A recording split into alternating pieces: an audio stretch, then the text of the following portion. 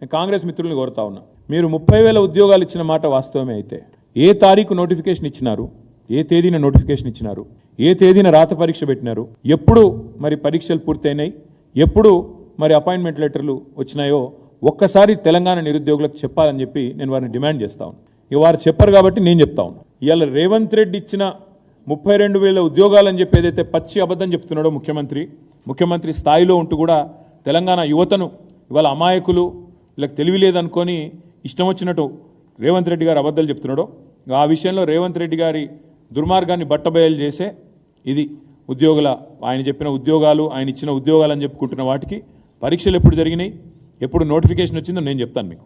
గురుకులాల్లో టీజీటీ అదేవిధంగా పీజీటీ 9,210 ఇది పోస్టులు మొత్తం ఆనాడు మరి టీఆర్ఎస్ గవర్నమెంట్ ఉన్నప్పుడు కేసీఆర్ గారి నాయకత్వంలో ఏప్రిల్ 2023లో నోటిఫికేషన్ ఇచ్చింది కేసీఆర్ గవర్నమెంట్. పరీక్షలు నిర్వహించింది ఆగస్టు 2023లో కేసీఆర్ గవర్నమెంట్. కానీ ఫలితాలు విడుదలైంది ఫిబ్రవరి 2024లో రేవంత్ రెడ్డి గవర్నమెంట్ వచ్చినాక ఫలితాలు విడుదలైనాయి. అంటే ఈ పోస్టులను కూడా తన ఖాతాలో వేసుకోవడం అనేది నిజంగా ముఖ్యమంత్రి రేవంత్ రెడ్డి యొక్క రాజకీయ దివాలా కోరుతనానికి, తెలంగాణ ప్రజల చైతన్యం చాలా తక్కువ అని చెప్పి ఆయన అంచనా వేస్తున్నాడనడానికి ఇదొక సంకేతం. ఇంకొక మాట, పోలీస్ శాఖలో 17,516 ఉద్యోగాలు పోలీస్ రిక్రూట్మెంట్ బోర్డు ద్వారా నోటిఫికేషన్ ఇచ్చింది ఏప్రిల్ 2022. అంటే 2022 ఏప్రిల్లో పోలీస్ శాఖలో 17,516 ఉద్యోగాలకు నోటిఫికేషన్ ఇచ్చింది కేసీఆర్ గవర్నమెంటు. పరీక్షలు నిర్వహించింది జూన్ 2023లో, ఫలితాలు వచ్చింది అక్టోబర్ 4, 2023. కానీ అప్పటికే ఎన్నికల కోడ్ వచ్చింది. కాబట్టి పోలీస్ శాఖలో కానిస్టేబుల్ ఉద్యోగాల నియామకం మొత్తం 17,516 పూర్తయింది మొత్తం కేసీఆర్ గవర్నమెంట్లోనే. కానీ ఎన్నికల కోడ్ రావడం వల్ల ఆ రోజు మేము ఆ కాయిదాలు ఇవ్వలేకపోయినాం. ఇవాళ ఆ కాయిదాలు ఈయన ఇచ్చి నేను ఇచ్చిన ఉద్యోగాలని చెప్పి బుకాయించే ప్రయత్నం చేస్తూ ఉన్నాడు. స్టాఫ్ నర్సులు 5,204 పోస్టులు నోటిఫికేషన్ ఇచ్చింది డిసెంబర్ 2022. పరీక్షలు నిర్వహించింది ఆగస్ట్ 2, 2023.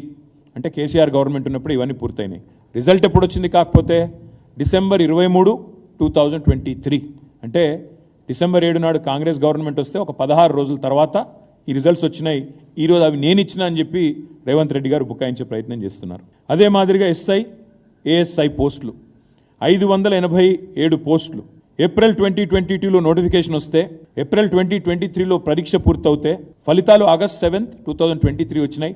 కొన్ని న్యాయపరమైన చిక్కుల వల్ల వాటికి మేము నియామక పత్రాలు అందజేయలేకపోయినాం. ఇవాళ 587 కూడా నేను ఇచ్చిన అని చెప్పి రేవంత్ రెడ్డి గారు మొత్తం ఏదైతే 30,000 ఉద్యోగాలు ఇచ్చినా అని చెప్తుండో దాని యొక్క పూర్తి వివరాలు ఇది నేను మీకు అందజేస్తాను. 32,517. ఈ లెక్క ఎందుకు చెప్తా ఉన్నా మీకంటే కేసీఆర్ గవర్నమెంట్ ఉన్నప్పుడు 1,60,083 ఉద్యోగాల భర్తీ పూర్తి చేసినాం, పత్రాలు ఇచ్చినాం. వాళ్ళందరూ ఇప్పుడు జీతాలు కూడా తీసుకుంటా ఉన్నారు. వాటితో పాటు ఈ 32,517 ఉద్యోగాలు కూడా కేసీఆర్ ప్రభుత్వంలో ఇచ్చినాయి. అంటే మొత్తం కలిపితే 1,92,600 పైచిలకు ఉద్యోగాలు కేసీఆర్ ప్రభుత్వంలోనే భర్తీ పూర్తయినాయి. ఇది కాకుండా ఇంకా ఇంపార్టెంట్ పాయింట్, ఇది ఇంకొక మాట. మీకు ఏమైనా అనుమానం ఉంటే ఏ డిపార్ట్మెంటు ఏందని మొత్తం వివరాలు ఉన్నాయి. ఏ డిపార్ట్మెంట్లో ఎంత పూర్తయింది, టీఎస్పీఎస్సీ ద్వారా ఎంత, టీఎస్ఎల్పిఆర్బి ద్వారా ఎంత, అదేవిధంగా రెసిడెన్షియల్ ఎడ్యుకేషన్ ఇన్స్టిట్యూషన్ల ద్వారా ఎంత, మెడికల్ రిక్రూట్మెంట్ బోర్డు ద్వారా ఎంత, డిఎస్సి ద్వారా ఎంత, మొత్తం అన్ని వివరాలున్నాయి. నేను సోషల్ మీడియాలో కూడా పెడతాను, మీకు కూడా కాపీస్ ఇస్తాను. దయచేసి చూసుకోవాలని చెప్పి కూడా నేను విజ్ఞప్తి చేస్తా ఉన్నాను. ఇది మాత్రమే కాకుండా ఇక్కడ ఇంపార్టెంట్ పాయింట్ ఏంటంటే 1,60,000 పైచిల్కు ఉద్యోగాలేమో ఆనాడు మేము భర్తీ చేసి కాయిదాలు ఇచ్చినాం. 32,000 ఉద్యోగాలు ఇప్పుడు పూర్తయినది. ఇంకా మిగతాయి.